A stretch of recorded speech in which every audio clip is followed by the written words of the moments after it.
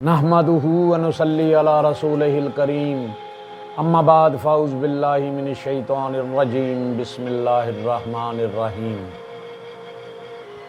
غلبہ نفس اور شیطان انسان کی زندگی میں سب سے بڑا مارکا اپنے نفس اور شیطان کے خلاف جد و جہد کرنا ہے۔ قرآن و سنت کی تعلیمات ہمیں بتاتی ہیں کہ نفس اگر بے لگام چھوڑ دیا جائے تو وہ انسان کو گناہوں، غفلت اور اللہ تعالیٰ کی نافرمانی کی طرف لے جاتا ہے، جبکہ اس کی اصلاح اور تربیت انسان کو بلندی، تقویٰ اور قرب الہی عطا کرتی ہے۔ بھوک اور خواہشات نفس بزرگان دین نے نفس کی اصلاح کے لیے اعتدال کے ساتھ کھانے اور خواہشات پر قابو پانے کی اہمیت پر بہت زور دیا ہے۔ زیادہ کھانا سستی لاتا ہے، غفلت اور شہوت کو بڑھاتا ہے، جبکہ ضبط نفس انسان کو روحانی قوت عطا کرتا ہے۔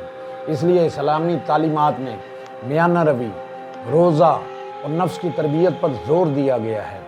شہوت اور عقل کی کشمکش داناؤں نے کہا ہے کہ جب انسان اپنی خواہشات کا غلام بن جاتا ہے تو اس کی عقل اور بصیرت متاثر ہوتی ہے۔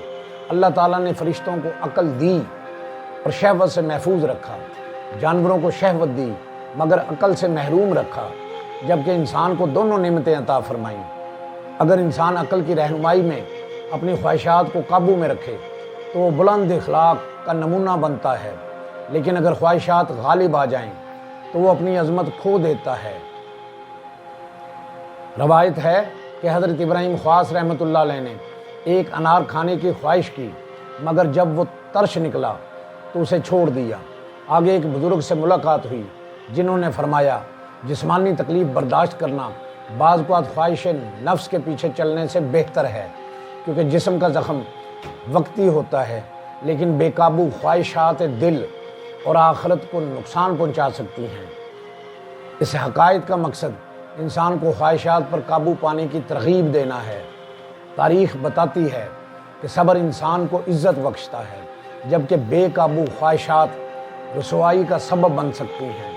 حضرت یوسف علیہ السلام نے آزمائش کے موقع پر صبر کیا اور پاک دامنی اختیار کی، جس کے نتیجہ میں اللہ تعالیٰ نے انہیں عزت اور اقتدار عطا فرمایا۔ اس سے معلوم ہوتا ہے کہ وقتی خواہش پر قابو پا لینا دائمی کامیابی کا ذریعہ بھی بن سکتا ہے۔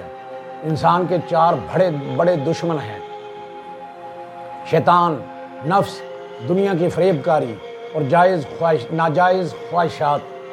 اللہ سے دعا ہے اللہ ہمیں حق سمجھنے کی، سننے کی اور اس پر عمل کرنے کی توفیق عطا فرمائے۔ آمین بجاہ نبی الکریم امین۔ وآخر دعواہم ان الحمد للہ رب العالمین۔